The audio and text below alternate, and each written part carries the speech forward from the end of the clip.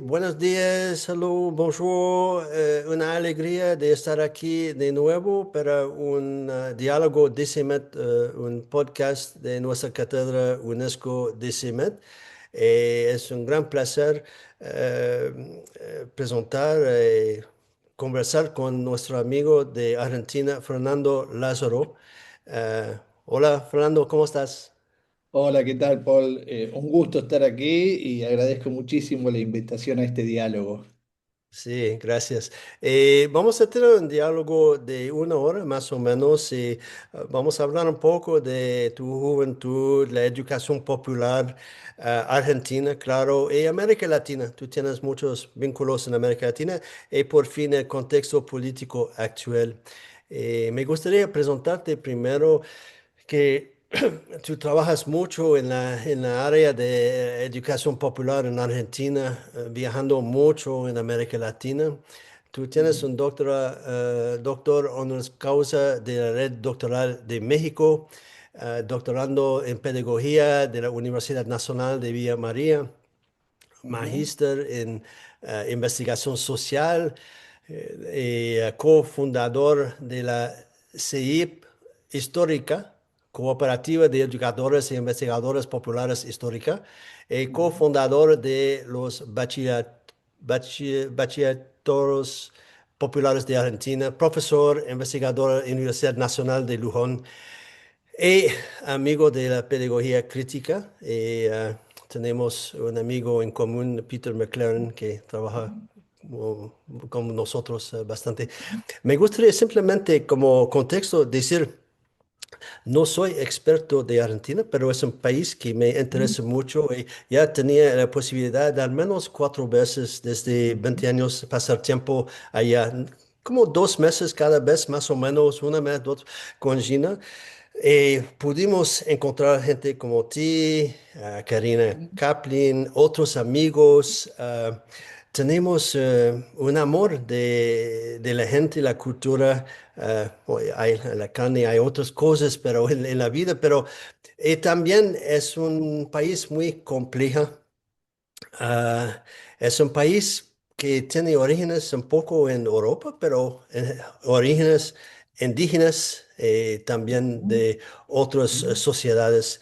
Y entonces ya fui en Buenos Aires 4 veces, pero no puedo decir, no vi los pingüinos, Tierra del Fuego, Patagonia, pero entonces, Fernando, si puedes hablar, ¿cómo es que llegaste a la educación popular? Y no sé, hubo momentos, experiencias en tu juventud que estructuraron tu camino. Si puedes hablar un poco de eso. Sí, a ver, la educación popular llega también por una cuestión, primero llega la militancia, digamos, y tiene que ver con una cuestión familiar, ¿no? Vengo de una familia sumamente politizada y militante, sobre todo mi padre. Eso hizo que en el año 1982, yo siendo aún un adolescente, más que juventud, adolescente aún, eh, y en época del último año de la dictadura militar, yo ya había empezado a participar en diferentes colectivos de militancia política, más que nada. Y eso me fue llevando cuando quizás mis primeras acciones fueron, yo les cuento como anécdota, nos juntábamos en un sótano y con una contraseña para entrar. Y yo era un joven, muy joven, tendría 16 años, 15 años. Y el miedo que si bien la dictadura militar había ya avisado que iba a haber elecciones, todavía la dictadura militar estaba. Entonces todos me preguntaban, ¿cómo tu familia te dejaba? Y sí, mi familia era militante, entonces por consiguiente eso no era nada prohibido, al contrario, era parte de la vida de cada uno. Después de allí empecé a seguir también con una militancia política en los barrios populares y comencé a tener contacto con talleristas, gente que daba talleres de educación popular, y también conocer un poco la historia, ¿no? Que muchos y muchas de quienes estaban dando esos talleres de educación popular en los barrios más humildes fueron desaparecidos, desaparecidos y desaparecidas. Y porque obviamente allí había un compromiso. Y ahí me encuentro por primera vez con Paulo Freire. Eh, y empiezo a leer Paulo Freire y comenzamos con Pedagogía del Oprimido. Y ahí empecé a transitar, si bien yo era un militante político, partidario en su momento, hasta que yo dejo los partidos porque empecé a tener muchas críticas a todos los partidos políticos, sea de izquierda, peronista, empecé a ser muy crítico en ese momento y creía que los cambios y las transformaciones podían pensarse desde organizaciones, movimientos sociales. Y allí empecé a participar en organizaciones, en movimientos sociales, hasta que yo transitando paralelamente iba estudiando el tema de la docencia, el tema de ser docente, de ser educador. Yo vengo también de una familia de muchos educadores y educadoras. Mis abuelos fueron directores, mi abuelo director, mi abuela vicedirectora de una escuela rural al norte de la Argentina, en la provincia de Misiones. Entonces, digamos, la educación, la militancia estuvo siempre, no fue. Creo que no fue que fui a encontrarla, sino que estaba porque era parte, digamos, los domingos, los almuerzos familiares era eso. Me acuerdo en las fiestas de fin de año, las navidades, los años nuevos, que en la dictadura militar, escuchando los discos prohibidos, los discos de Mercedes Sosa, prohibidos muy bajito porque no se podía escuchar, porque era muy peligroso. Entonces, de chiquitito mamé Ujú, esa resistencia que después cuando me empiezo a encontrar y me empiezo a adentrar en la educación popular, ahí encuentro un montón de sentidos. Yo creo que lo que me hizo la educación popular es encontrar un sentido del por qué, ¿no? Porque uno plantea así, la militancia política, cuando yo me veía que había como una desesperación y unos debates solamente por cargos políticos y no estábamos pensando realmente en la transformación de esos sectores que más sufrían, yo dije, el cambio tiene que ser desde la educación y tiene que ser desde la educación popular. Y allí empecé a transitar un camino también de tallerista, de talleres que hacíamos en los barrios, talleres de alfabetización que hacíamos en los barrios. Y mi primer contacto fue ese, en los barrios, con los talleres, sobre todo muchas mujeres, que siempre me sorprendía esto, ¿no? Que muchas de las mujeres que venían a los talleres de alfabetización venían en esa época escondidas de los maridos, porque los maridos decían, ¿para qué estudiar? Que tenían que quedarse en la casa con sus hijos, cuidándolo, ¿no? Y entonces había todo un desafío de esas mujeres que a escondidas, pero muy a escondida, venían a esos talleres de alfabetización para poder leer y escribir. Y cuando ujú, hablábamos de leer y escribir, planteábamos justamente eso que decía Paulo Freire de leer el mundo. No ujú. necesariamente era Ya. descifrar signos, sino el sentido de eso, el sentido político, el sentido social que tiene la lectura y la escritura en tanto práctica social y no de codificación de signos. ¿No? Ahí decíamos, bueno, y esto también, veníamos ya, digo veníamos porque siempre estuve en colectivos, veníamos ya viendo y conociendo en profundidad lo que fue la alfabetización cubana del 61, luego el Ujú, 70 ujú, en Nicaragua. Entonces, todo eso fue ujú, alimentando estas ganas y este también aprendizaje, porque uno iba aprendiendo, uno podía hacer la universidad, podía hacer, pero no era lo mismo. Así, ahí en los barrios también se estaban aprendiendo y se estaban construyendo otras cosas.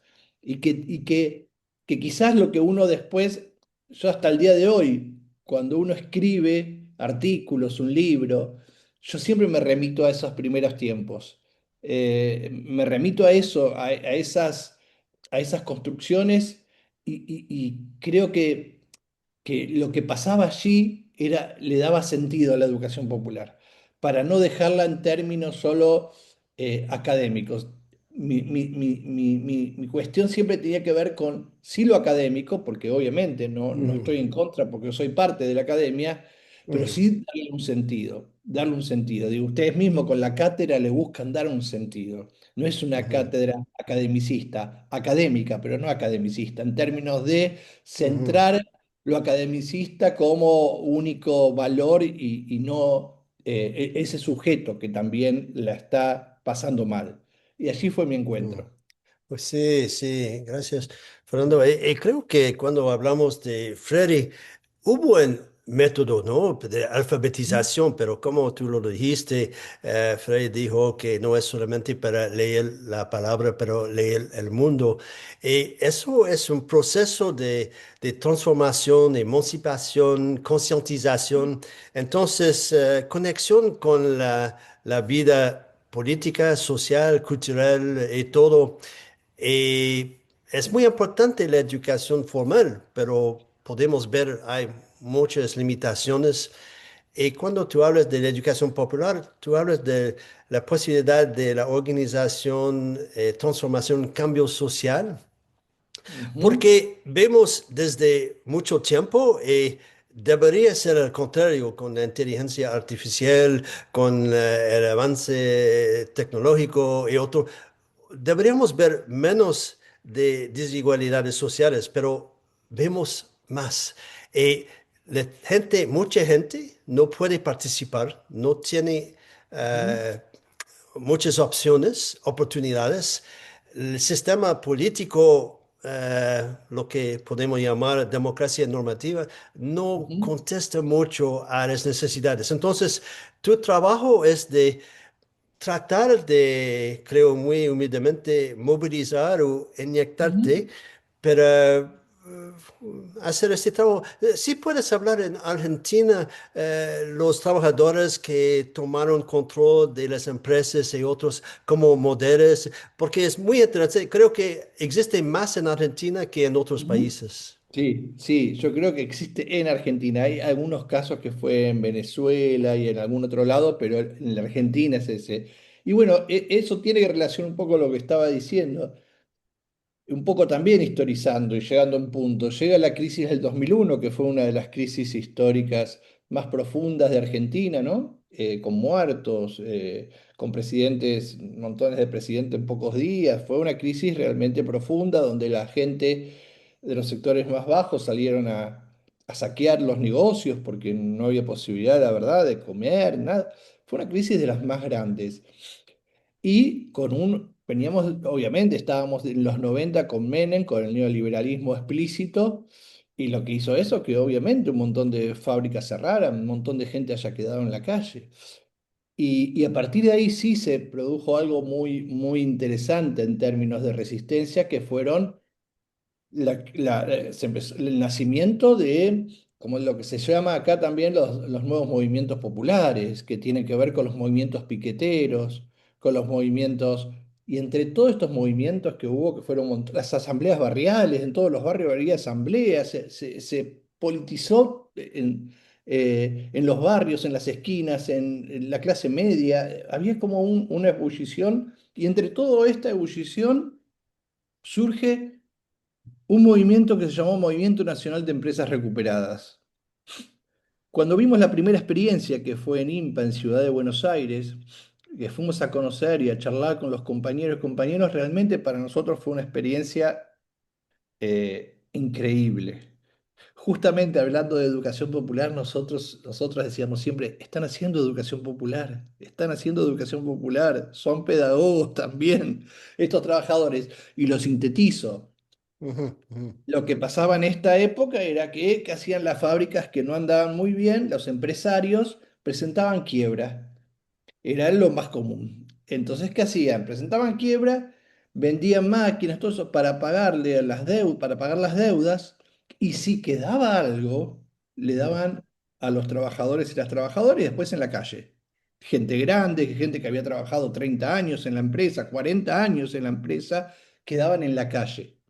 ujú, ¿Qué hizo esta fábrica? Dijo, que es una metalúrgica, IMPA, dijo, nosotros y nosotros trabajamos hace años acá y tenemos también derechos, no nos van a sacar. Y tomaron la fábrica. Tomaron la fábrica junto con el barrio, y eso no es un detalle menor. ¿Por qué? Ellos tuvieron 3 meses viviendo en la fábrica, los trabajadores y trabajadoras allí adentro, Ujú, donde sus familias y los vecinos y las vecinas por las ventanas le entregaban comida para sostenerlos, bebidas, y sabiendo que no podían salir, porque el salir implicaba que entraba la policía y entraba, porque lo quisieron sacar un montón de veces, pero hubo una ujú, resistencia muy grande hasta que entre tantas luchas, los trabajadores y trabajadoras quedan con la fábrica, es decir, la fábrica controla obrero, en cooperativa. Y esto sí sienta un precedente increíble, hasta yo creo que la centralidad del capitalismo que es la propiedad privada. Es decir, acá rompe con toda la lógica que hasta ese ujú, momento ujú, existía y había y cuyo lema era ocupar, resistir, producir. Ocupar, resistir, producir. Y nosotros y nosotras, que éramos un colectivo de educadores y educadoras populares que veníamos teniendo algunas pocas experiencias en algunos espacios, en algunas escuelas alternativas, dijimos, ¿por qué no hacer algo parecido? Ocupar también la educación, resistir, porque ujú, sabíamos que iba a resistir ante nuestro proyecto, producir otro conocimiento, desde esa misma lógica. Y dijimos, y veíamos obviamente que había 14 millones de personas en Argentina que no habían terminado el secundario. Dijimos, y que siempre la educación de jóvenes y adultos en el mundo fue el espacio más marginado del sistema ujú, educativo. ujú, Y habiendo trabajado mucho también la educación popular, la educación para jóvenes y adultos desde Freire, dijimos, ¿por qué no abrir nuestras propias escuelas? Y empezar dentro de las fábricas ujú. recuperadas. Que la Right. relación sea fábrica recuperada, Yeah. escuela popular.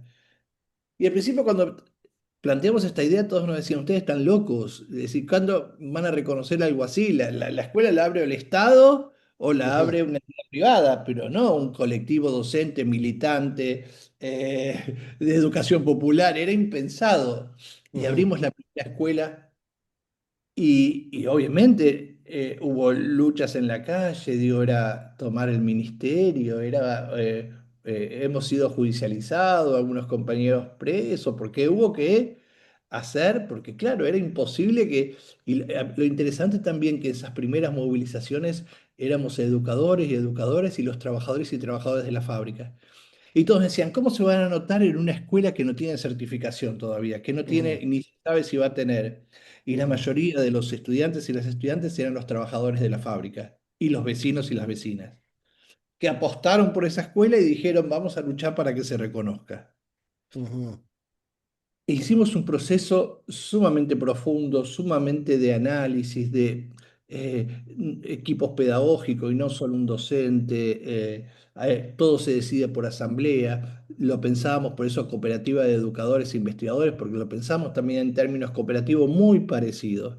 Después de allí se abrió la puerta, nos reconocen con un camino muy largo, donde no se cobró salario durante 10 años y ya era a pulmón, todo a pulmón, de pura militancia hasta que se empiezan a reconocer los bachilleratos populares y un montón de organizaciones, movimientos sociales, el Frente de Darío Santillán, un montón de organizaciones dijeron, también queremos tener nuestras escuelas populares, estos bachilleratos populares. Y así fueron abriendo. Y hoy en Argentina son más de 120 yeah, autogestionados, autónomos del Estado, ujú, pero peleando, ya muchos lo tienen, el salario ujú, docente, como cualquier docente de cualquier escuela, yeah, y los títulos oficiales, que pueden entrar con ese título a cualquier universidad. yeah. No, es muy impresionante. ¿Puedes hablar un poco de cómo funciona? Hay una empresa que no funciona, los propietarios se van, los trabajadores toman posesión. Nosotros ya nos quedamos en un hotel, creo que Bowden, que El es un Bauen, ya, Bowen, ¿eh? el Entonces, Bauen, eso fue recuperado por los empleos. Pero, ¿cómo funciona para tomar decisiones? ¿Qué salarios? ¿Quién paga la cuenta? ¿Qué organiza? Porque hay varios niveles, ¿no? En este así. hotel, por ejemplo, gente que necesita limpiar, servir, hacer reservas, seguridad. Ujú. Sí puedes hablar un poco porque Sí. eso es un cambio radical. Sí, sí, sí. Mira, ellos, como nosotros también, es muy parecido porque nosotros tomamos mucho de su, también de la lógica de armar una cooperativa. Y sí, en asamblea se van decidiendo, porque tienen obviamente como cooperativa tienen presidentes, tienen vocales, y van rotando. La idea es que circulen, Ujú, es decir, tienen también un tiempo determinado y van rotando. Y no hay posibilidad de, la decisión se toma y a misma cantidad de horas, sea un trabajo manual, sea un trabajo administrativo, se gana lo mismo. Es decir, allí funcionan justamente, al menos que trabajen más horas, o que tengan posibilidad que alguno o alguna que ha pasado, que le dieran o no necesitaba y se le dieron más horas. A ver, también aclarar que no quiero romantizar esto de que todo es perfecto porque no es fácil. Hubo también internas dentro de las propias fábricas, es decir, hubo también, como en todos los espacios, que hay a veces complejidades porque, por ejemplo, digo, había tiempos que no le, al principio sobre todo no les iba muy bien, porque imagínense que ellos cuando iban iban vendiendo cosas, o mismo el Bauen, pensando en el Bauen, entrando un poco de dinero, algunos optaban porque necesitaban, querían repartir el dinero y otros decían, no, tenemos que invertir en tal cosa porque es necesario, y esas discusiones se daban sobre todo al comienzo, es decir, ¿qué se hace?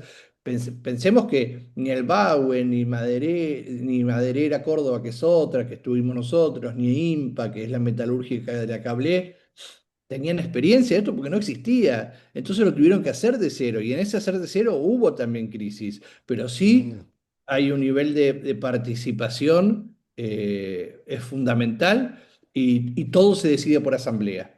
No hay posibilidad que alguien diga yo quiero ser presidente de la cooperativa o quiero ganar más. No, no, todo es por asamblea. Todo es asambleario. Por ejemplo, en una fábrica de maderas que yo estuve también un tiempo ahí con un bachillerato. Al principio fue muy interesante. Esto lo cuento a modo de relación con lo educativo. Mirá lo que nos decían. Los trabajadores, había como una separación. Los trabajadores administrativos que atendían al público adelante y los trabajadores que trabajaban la madera atrás. ¿Sí? Porque ellos te decían, no, nosotros no entendemos de papeles, de números. ¿Y qué hicieron? Entraron a hacer el secundario, hicimos un programa como diferente, con horarios distintos para que puedan estudiar. Y nos venía a decir, queremos saber, los de atrás que no sabían de números, nosotros también queremos saber de números y de cómo se lleva lo administrativo.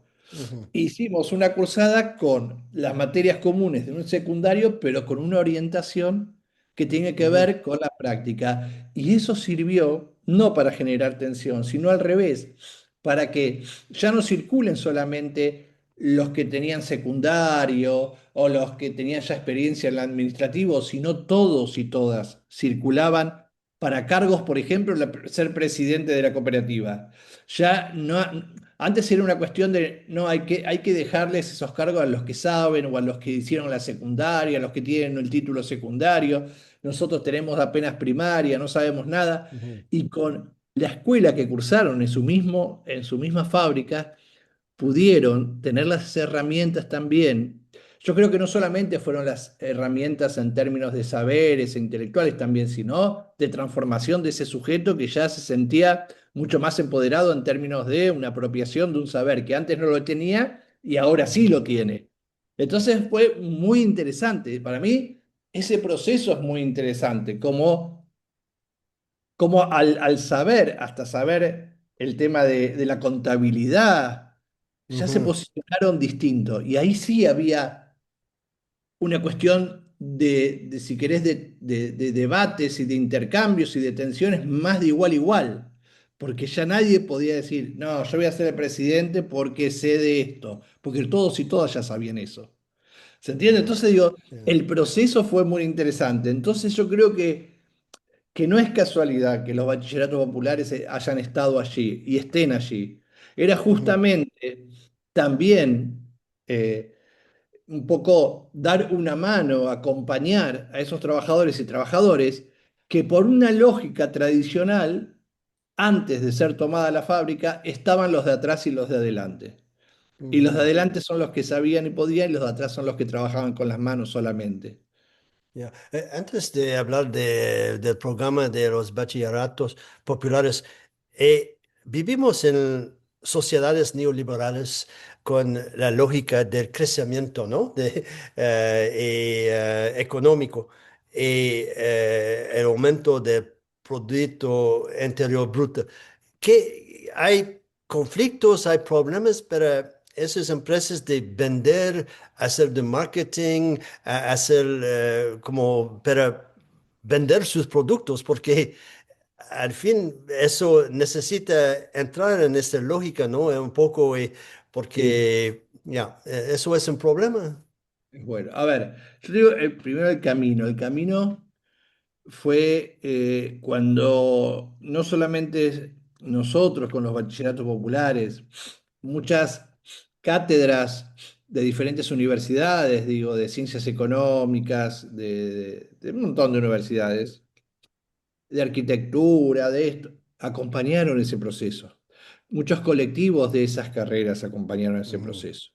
Y después, y lo que pasa ahora y lo que pasó el tiempo es que hay muchos y muchas que también sumaron a sus hijos más jóvenes, que son los que manejan un punto las redes y todas estas cuestiones que también, pero ellos también se fueron actualizando en términos de poder saber cómo manejar para la venta. Hoy por hoy yo siempre digo lo mismo, digamos, al principio ni sabían y hoy los ves en TikTok, los ves en todos lados promocionando sus productos en épocas que no es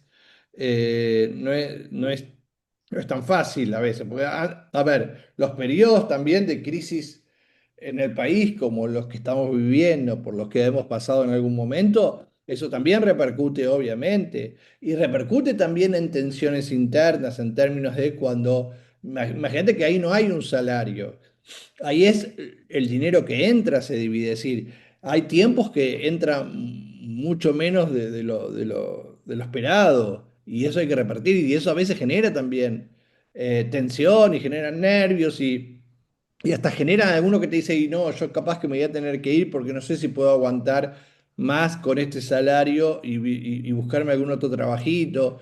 Entonces digo, han enfrentado, digo, por eso digo, no lo romantizo porque no es tan sencillo. Como otros tiempos le fue bien, igual muchas de las fábricas recuperadas le fue bien. Yo diría que lo que pasa es que a veces hay que esperar y esperar a veces no es para todos y para todas cuando se tiene familia y se ujú. tiene también Ya, un ya, montón de cuestiones que sostener. Pero ha pasado. Yo creo que hoy por hoy las fábricas, con sus idas y vueltas y con sus complejidades, aún se siguen sosteniendo, aún ya, siguen y siguen acompañadas. Yo creo que todos somos muchos quienes acompañamos todo ese proceso. Por eso cuando vos me decías eso, decía, en realidad no están solas pensando esto ya. de cómo manejamos la circulación, la Ya. promoción. No, hay mucha gente acompañando. Ya, ya. No, no, yo me recuerdo cuando estuve allá la última vez que hay mucho Ujú, apoyo, hay círculos infantiles, y hay vecinos que hacen la comida y hay mucha solidaridad. Y yo puedo pensar que eso puede generar otros tipos de relaciones también. Antes de hablar del programa de los bachilleratos populares, ujú, me gustaría regresar un poco. La dictadura en Argentina de 1976 a 1983. Hubo dictaduras en el mismo tiempo en Chile, en Paraguay, en Bolivia, en Brasil, en otros países. ¿Y cómo se sienta hoy? Yo creo que como el fin de la dictadura en Argentina, ¿no? Fue como la decisión de atacar las Malvinas o eso ujú. como eh, que hizo que fue una vulnerabilidad en el militar. Pero ¿cómo ve a la gente hoy en Argentina con respecto a la dictadura? Porque podemos ver que hay en varios países, ¿no? En América Latina, en el norte y en otros lugares, la gente eh, trata en la democracia normativa votar por la gente que apoya el neofascismo. Y entonces, ¿no hubo como una reconciliación o un proceso de abrir todo eso? ¿O cómo la gente ve eso? A ver, ya entramos en un tema muy actual, así, ¿no? Digo, porque no está desprendido. Yo creo que A ver, y vos que has estado y conocés Argentina, vos decís poco, pero conocés bastante, porque te has interiorizado mucho. Si hay alguna particularidad que tenía Argentina con respecto a la dictadura militar, creíamos que hay una gran mayoría, una gran mayoría, que sosteníamos la bandera del nunca más, del nunca más y ni olvido ni perdón, juicio y castigo a los culpables. Eh, y ahí hay que analizar lo que pasa en este hoy. Digo, vos venías en Argentina un 24 de marzo, en todo el país, las marchas multitudinarias, que habiendo estado en marchas también en épocas de recordatorios de la dictadura, en memoria de las dictaduras en Chile, por ejemplo, o en otros países, no es lo mismo. Acá los 24 de marzo salen las familias enteras a caminar y a marchar, y es una cuestión hasta hay shows, todo eso, eh, las madres, las abuelas de Plaza de Mayo, hay una algarabía en términos de que estamos en la calle, estamos eh, sosteniendo la memoria, que esto no se olvide, que esto se sostenga, y hay muchísima gente, son de las marchas más grandes que hay. Entonces, quienes venimos del campo de lo popular y de las militancias, decíamos, esto jamás, a diferencia de otros países, se va a poder tapar, se va a poder negar o se va a discutir. Y yo lo que creo que hoy por hoy, y a partir del gobierno que estamos teniendo en Argentina, eh, ya se están generando muchos sectores reaccionarios, se están generando muchos sectores que están queriendo debatir, porque si desde el gobierno te están planteando no fueron 30.000, fueron 8.000, si el gobierno están planteando no hay que subsidiar más a las madres y a las abuelas de Plaza de Mayo, sus espacios, si desde el gobierno yo creo que hay seguidores del gobierno y que no tiene que ver con un posicionamiento político en términos de análisis, sino lo que yo creo que hoy por hoy en la Argentina gran debate es discutir el sentido común. Hoy la lucha es por un sentido común. Me parece que eh, yo creo que hay una crisis, y esto un poco entrando también a este hoy, hay una crisis profunda. Yo creo que igual hay una crisis, digo, en el mundo y digo específicamente también en toda América Latina, ¿no? Y basta ver también, digo, uno empieza a ver Bolivia, Chile, digo, hay algunas tensiones en Colombia hoy con un gobierno progresista, en México. Yo creo que, como yo les digo siempre, cuando tengo la posibilidad de viajar a otro país, le digo, tengan cuidado que atrás de una puerta hay un Milei, hay un Trump, hay un Bolsonaro, ¿sí? Digo, atrás de una puerta de todos los países de nuestra América hay, esperando y agazapado, y no ingenuamente, y no tan loco como parece Milei, hay Mm. alguien que está ahí. Yo creo que, sí, porque a veces decimos, bueno, sí, está loco el tipo, pero ojo que él es un proyecto mucho más grande Ay, ay, ay. que Milei, es un proyecto muchísimo más amplio. Yo creo Ya, que hay una nueva ofensiva enorme del capital, articulado ya, justamente con todos los proyectos políticos ultraconservadores ya. y autoritarios y neofascistas, ¿no? Mm. Digo, con Peter McLaren decimos, siempre nos quedó para escribir él desde Trump y yo desde Milley un texto que estamos ahí Ya, pensándolo. ya, no, Eh, claro. Claro que es fácil pensar que esta gente tiene problemas, los jefes, ¿no? Orbán en Hungría, presidente de ujú, Estados Unidos, presidente de Argentina. Pero esta gente tiene mucho apoyo, muchos intereses, mucho capital.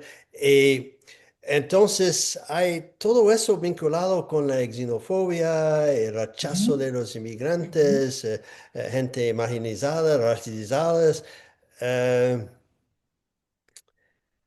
eh, entonces, Me gustaría simplemente insistir aquí. El programa sobre los bachilleratos populares, ¿Mm? ¿Mm? ¿quiénes son los estudiantes? ¿Cuál es el programa? ¿Qué hacen después? ¿Cuál es el impacto de ese programa? Muy bueno. Bueno, nosotros y nosotras, los bachilleratos populares, tienen orientaciones acorde al territorio donde están. Si están en una fábrica recuperada, la orientación es cooperativismo y generamos y construimos. Es más, en algunos bachilleratos de fábricas recuperadas, la materia la acompaña un trabajador o trabajadora de la fábrica y les cuenta cómo es esto, justamente, armar una cooperativa, cómo es la venta, cómo se decide. A mí me parece eso muy interesante poder plantearlo.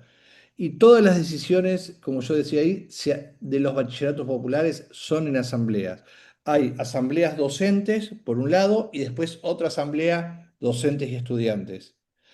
Y la asamblea de docentes y estudiantes organiza un poco las decisiones que de cada año, casi siempre son mensuales las asambleas, que tienen que ver con analizar las problemáticas, ver las materias como vienen, por qué, tal cuestión. Y siempre me parece interesante porque muchos nos preguntan, bueno, ¿cuál es el contenido?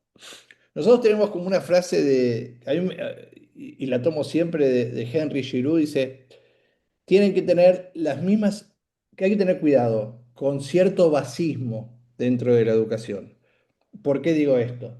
Porque él dice, los sectores populares tienen que tener las mismas herramientas de las clases dominantes porque si no están en diferencia. Y lo que decimos nosotros también es que lo que tenemos que desocultar las relaciones de poder, desocultar las relaciones de opresor y oprimido, pero sí Ujú, ciertas herramientas, porque nosotros le estamos dando un certificado oficial que hace que ese estudiante o esa estudiante el día de mañana vaya a una universidad. Entonces, por ejemplo, somos críticos, por ejemplo, de una evaluación individual, pero la hacemos. Lo que hacemos es explicitarnos por qué somos ujú, críticos. Pero la práctica la hacemos porque el día de mañana va a estar en una universidad. El tema ujú. es que puedan, o ciertos temas, que lo miramos desde un lugar muy crítico y les explicamos y les contamos por qué nuestro crítico, para que ellos y ellas opinen y también construyan. Ya.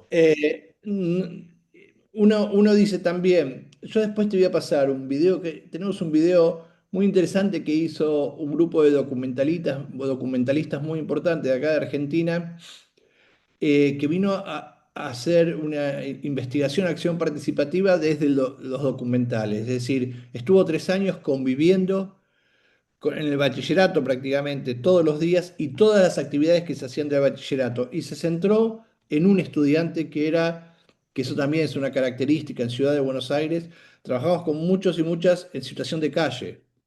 Y eso también es una vuelta más.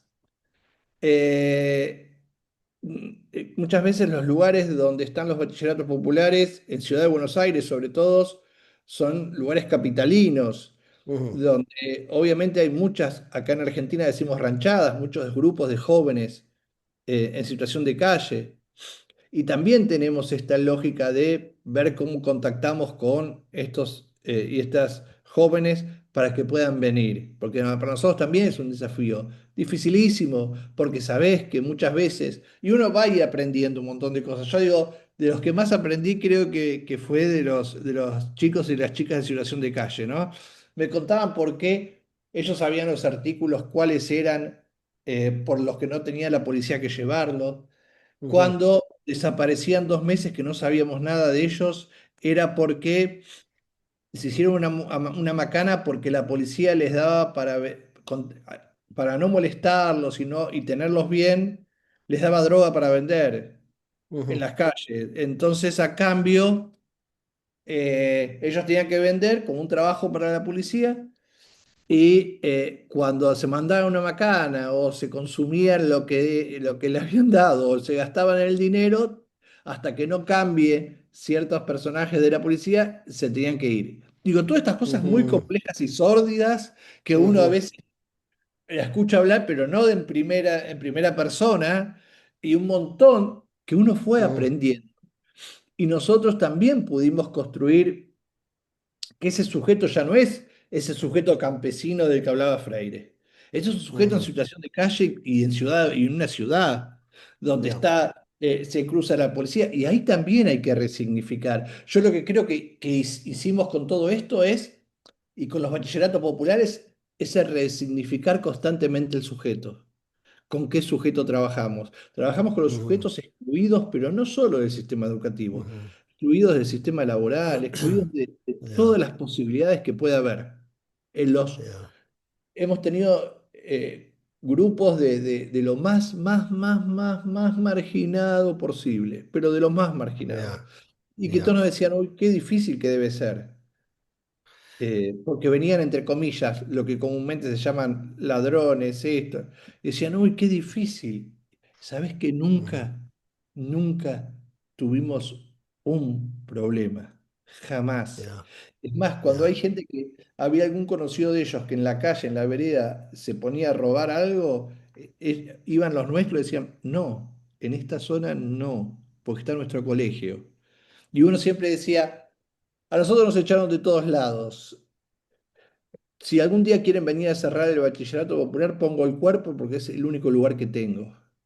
ya, ya, Y ahí resignificás también la idea de territorio, porque ellos, no, ellos estaban en situación de calle, deambulando de acá para allá. ujú, En otro de los casos vivían en Villa 31, que es una distancia mucho más larga, pero armaron su propio territorio alrededor de la escuela, su propio territorio. Es una nueva territorialidad.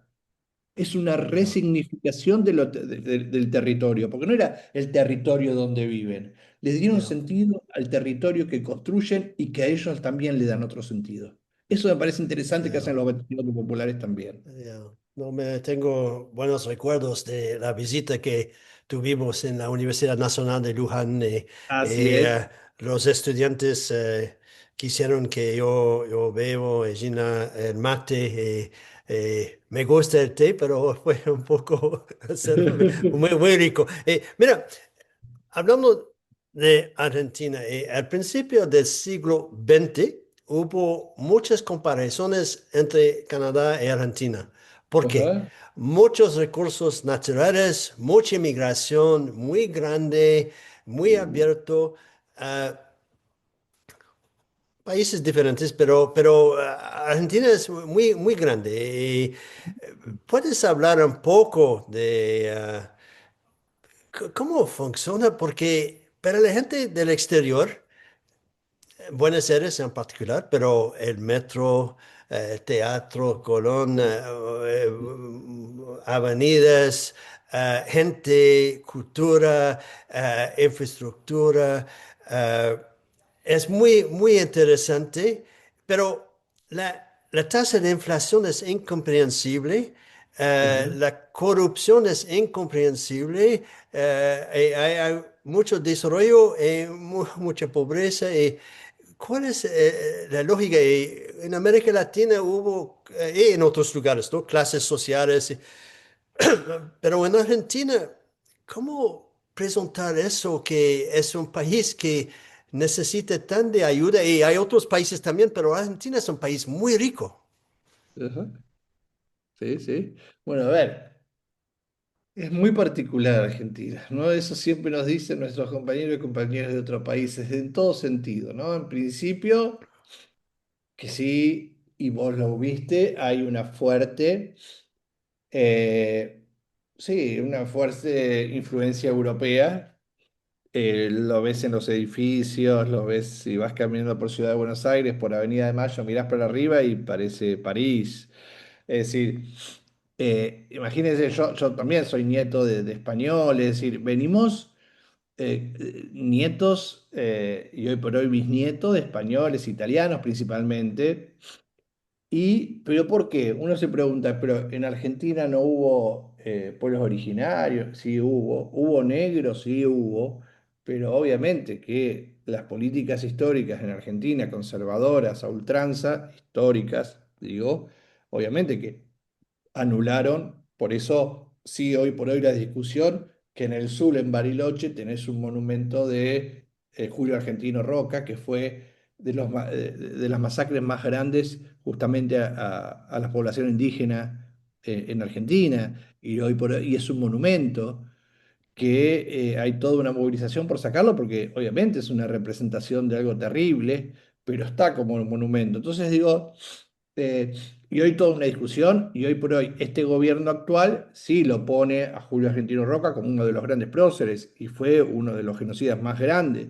Pero fíjate por eso que nuestro país es muy particular. Yo creo que nuestro país perdió la identidad argentina, por así decirlo, ¿no? Yo creo que uno va, yo siempre digo lo mismo, y me pasa cuando voy muy seguido a México o a Colombia, que la identidad de allí está, mismo en Cuba. Digo, vos, hay una identidad colombiana, hay una identidad mexicana, hay colores colombianos, hay colores mexicanos, hay colores... Y yo creo que Argentina en esta cuestión pierde mucho de su identidad, anula cuestiones y, y uno dice, ¿por qué tanta crisis? Que es verdad. Había una frase histórica que decía, somos el granero del mundo. Basta con ir al sur, ver tierras y cultivos y carne y vacas y se come bárbaro. Y como también hay una particularidad, digamos, siempre en Argentina lo fuerte fue, a diferencia tal vez de otros países de América, de América Latina, quizás nuestra clase media siempre fue muy fuerte acá. La clase media en Argentina fue muy fuerte. Fue quizás la protagonista de estas cuestiones donde no teníamos quizás en esa clase media ahondaba un montón de cuestiones entre las clases más populares y las clases altas, pero era muy fuerte la clase media históricamente, digamos, en Argentina, digamos, hasta la cuestión intelectual, en términos de cultura, de cuánta gente, universidades públicas por todos lados, universidades. Entonces siempre, eh, pero por otro lado, la crisis, yo creo y vos nombraste una categoría que quizás la voy a decir y que uno lo dice a veces entre amigos, pero yo creo también que en América Latina, y no digo solo en Argentina, hay una corrupción estructural, lamentablemente. Vos lo nombraste y vos sabés de lo que te hablo porque estás en el tema de democracia, de todas estas cuestiones y conoces. Yo creo que en América Latina justamente lo que tiene hay una, sí, una corrupción estructural y eso hace también No, crisis. Yo creo que y que también nos lleva, y en este hoy también en Argentina, a preguntarnos justamente hoy por hoy qué es democracia, ¿no? ¿Qué ya, estamos entendiendo con democracia? Por eso esta cátedra, digamos, hoy por hoy tiene que estar más viva que ya, nunca porque estamos pasando en el mundo por procesos ya, muy complejos. Entonces, Argentina tiene esa complejidad. La otra vez vinieron una gente amiga de México y me decía, cuando nosotros le hablábamos de la crisis actual en Argentina, y la llevamos a pasear por Ciudad de Buenos Aires, Avenida Corriente, que vos conocés y todo esto, mm, ya no vemos la crisis, porque en otros países que hemos ido, que vimos crisis, que yo en Chile, veíamos la crisis.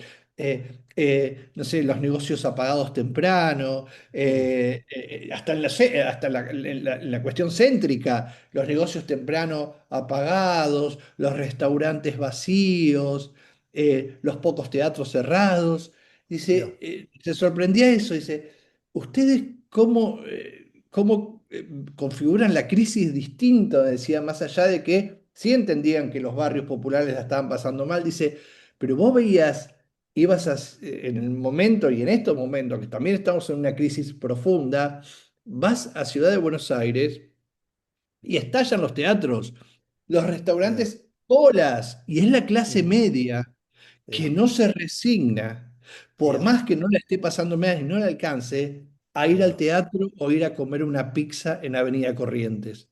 Es ya, decir, si no, no se entiende, es más, yo cada vez veo más gente en los restaurantes más, y uno dice, ¿cómo es esa crisis? Y sí hay crisis. Lo que pasa es que es una ya, crisis que tiene que ver con una característica de clase media argentina y que no ya, resigna ni el restaurante, ni el teatro, ni el cine, porque a ya, pesar de todas las crisis, ujú, hay una identidad que sí la tiene, que es una identidad cultural muy fuerte.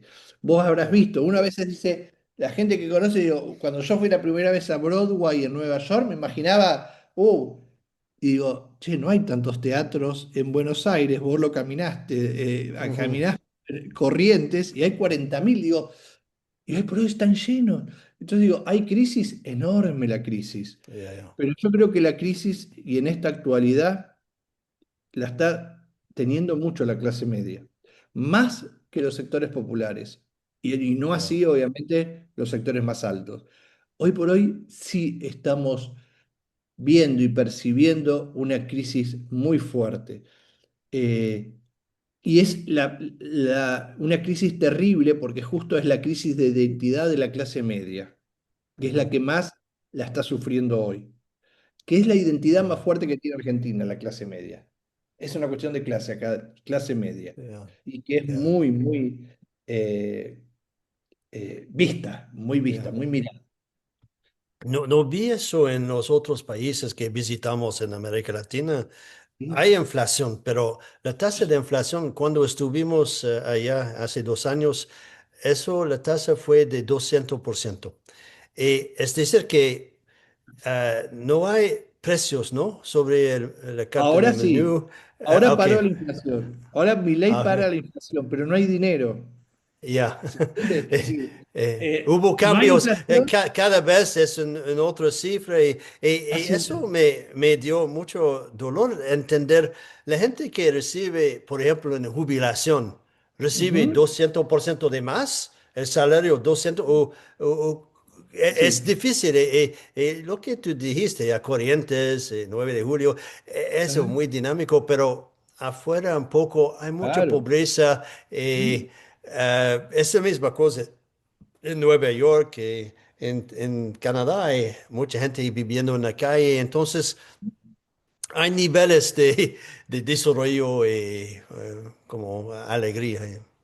Ujú.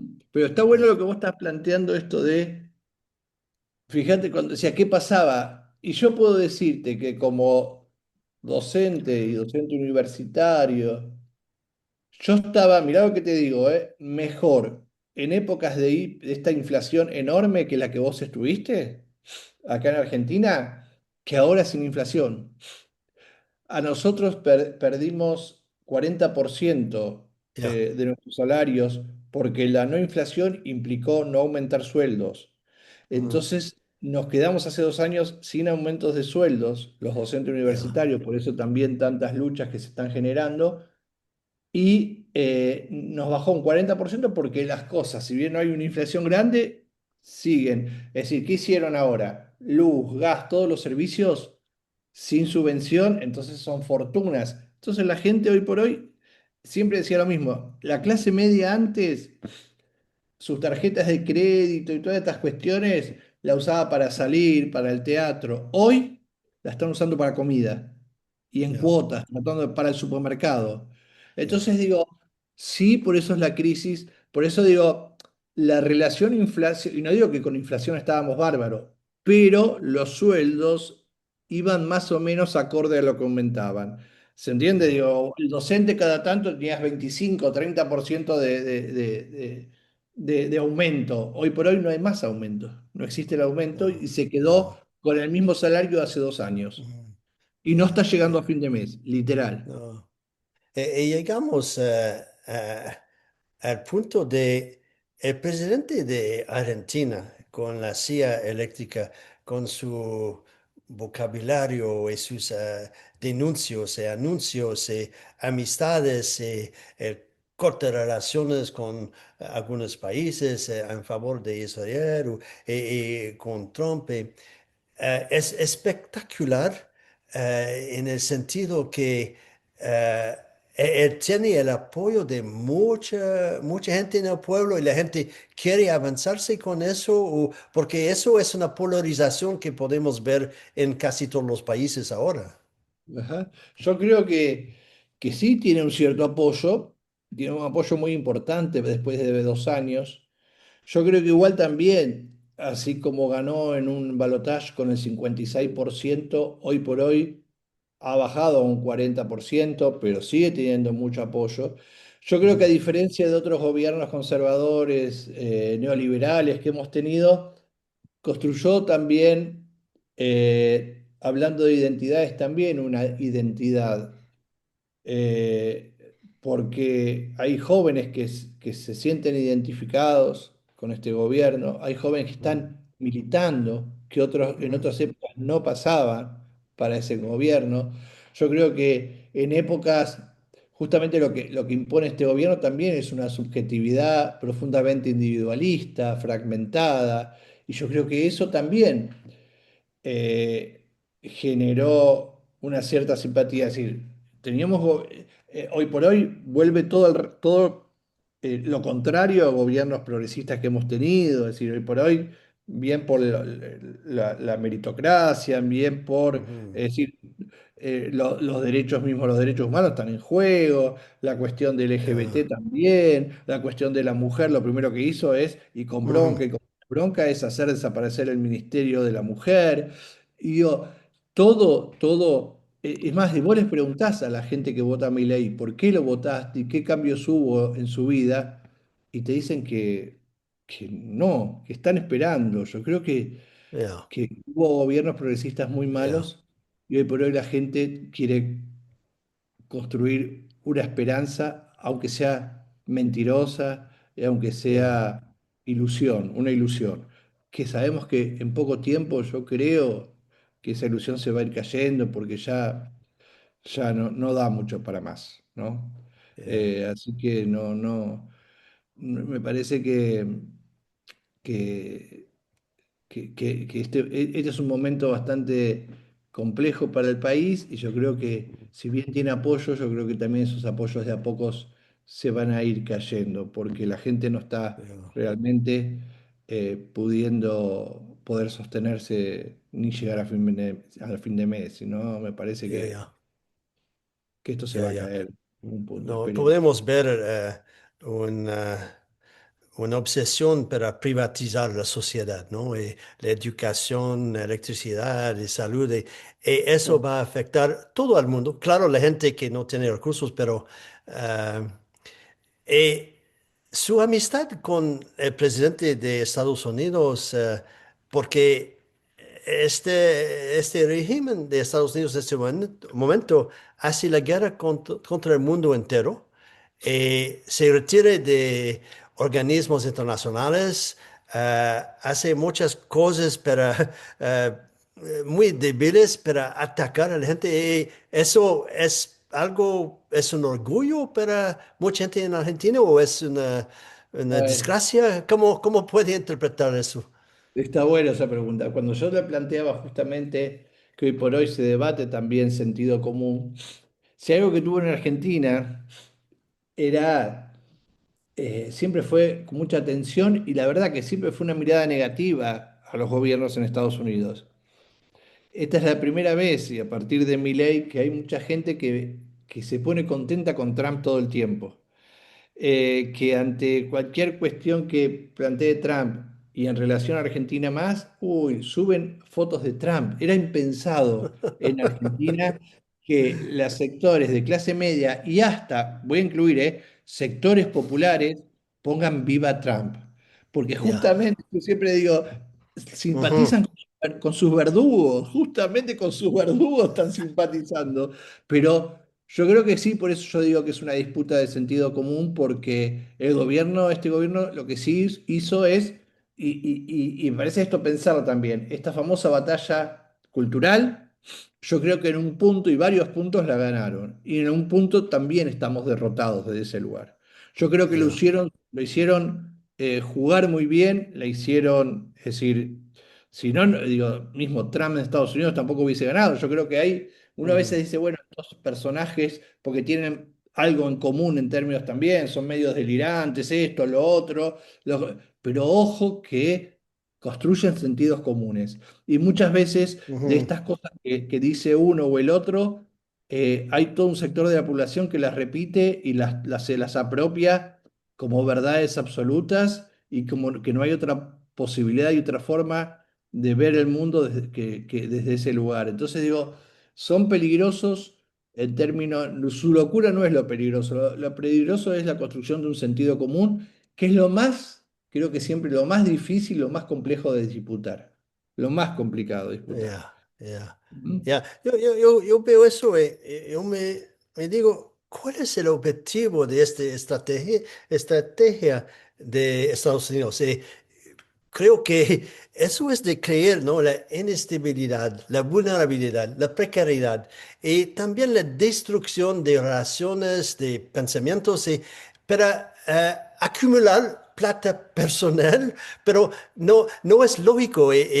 Ha sido ciego cuando estudié como relaciones internacionales. Hubo una lógica que vamos a trabajar en los mejores intereses para todos tú y yo, o Argentina, Canadá, pero no hay una lógica ahora, porque él trata de insultar, de estabilizar, pero hay de verdadera gente que trabaja, que tiene relaciones, hubo décadas de relaciones de trabajo entre Estados Unidos y Canadá, y ahora tratamos de negociar con el mundo entero, hacer cosas, la gente está boicoteando viajes, productos. Es un poco ilógico porque es el vecino y hay mucha gente buena, pero el Estado, ¿no? Arriba, formal, Ujú. representa que quiere destruirte. Y, no sé en Argentina si hay este nivel de plan o en Brasil u otros lugares, pero parece que él está tratando de buscar aliados. Y, por ejemplo, los frijoles, soja. Sí, soja, sí. Estados Unidos vendieron creo que 12.000 millones en China el año pasado. Este año no hay. Creo que Argentina está vendiendo, pero Estados Unidos dio plata a su amigo allá en Argentina para vender, pero como Estados Unidos se retiraron del mundo de los organismos internacionales, no pueden financiar, ¿no? Y la agricultura es muy importante. Otra gente lo dijo. Los Estados Unidos produjeron mucho, pero ahora la gente no quiere comprar. Es un poco ilógico todo eso. Es muy ilógico todo, pero digo, yo creo que tienen un plan, yo creo que hay plan, hay un plan. Y yo lo que decía es, y lo que veíamos al menos acá en Argentina, lo que vemos en Argentina es así como tuvimos neoliberalismos de mercado, neoliberalismos de empresarios con Macri, es un neofascismo financiero, ¿no? Fíjate lo que pasó también yo creo que es como casi jugar como una ruleta, está jugando también, Ujú, este ujú. gobierno está jugando a dónde apuesto, ¿no? Es decir, dónde voy apostando que me genere. Yo creo que es un gobierno que yo al principio pensé que era solo con una cuestión de llenarse los bolsillos, todo un grupo de empresarios, de financistas importantes. Al principio pensé que era eso, pero ahora yo creo que y vuelvo a repetir, es más que eso. Y vienen por la batalla cultural. Y yo que Trump lo colabore y lo ayude a Milei, yo no creo de un Trump colaborador ni bueno y menos con un país de abajo de todo. Yo creo que obviamente hay intereses y hay acuerdos que uno no sabe y que tienen que ver con un montón de cuestiones de litio, de recursos que tiene el país, que obviamente se van a dar porque Trump, así como uno lo ve, no es ingenuo. Y Milei tampoco es ingenuo. Yo creo que hay acuerdos solapados que no sabemos, pero que tiene que Ujú. ver con regalar o vender, intercambiar cuestiones que tienen que ver con recursos de nuestro país, justamente para alguien como Milei que no cree en la crisis ambiental y no cree en un montón de estas cuestiones, ¿no? Ya, ya. Fernando, tú tienes mucha experiencia en América Latina, siempre viajando, siempre organizando cosas.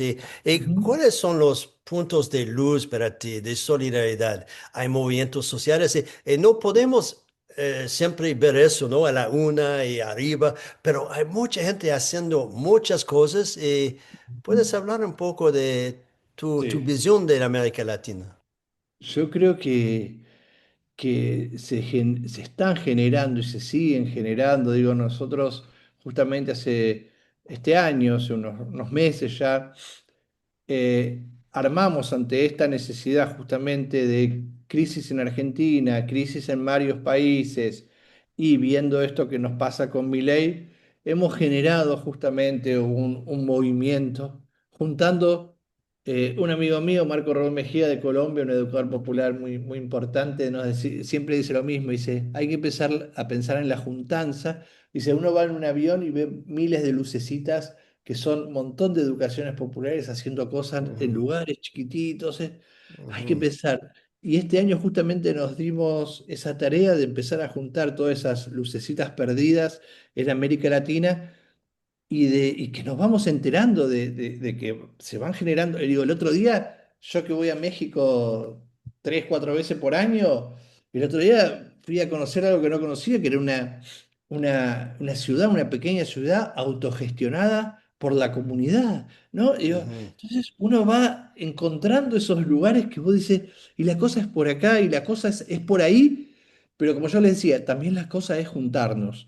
Es decir, ujú, para mí no, por más experiencia interesante, digo, y que también nosotros también empezamos a salir mucho con esto, porque si dejamos los bachilleros populares, todo eso, pero necesitábamos intercambiar, necesitábamos generar diálogos, y hoy por hoy estamos generando, digo, mismo en México armamos, digo, más allá de que no soy de México, me siento aparte, también de un movimiento pedagógico de educación popular, con organizaciones que resisten en México, un movimiento popular en ujú. México.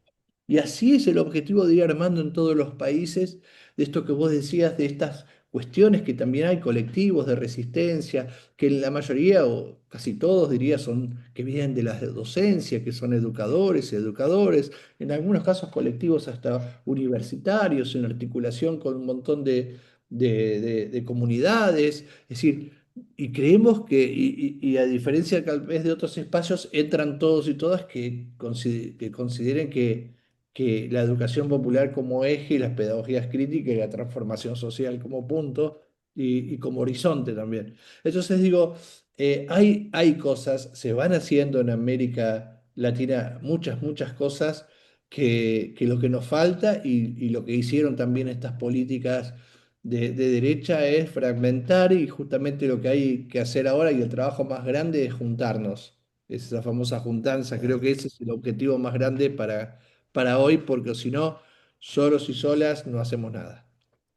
Sí, gracias, Fernando, con eso. Yo creo que necesitamos la democracia arriba. Es importante, pero Ujú. no es suficiente. La No, democracia abajo, no, movimientos sociales, totalmente. educación popular y todo eso, eso eso puede darnos algo de mucho más interesante con la paz, Ujú, diálogos con la paz. No necesitamos violencia.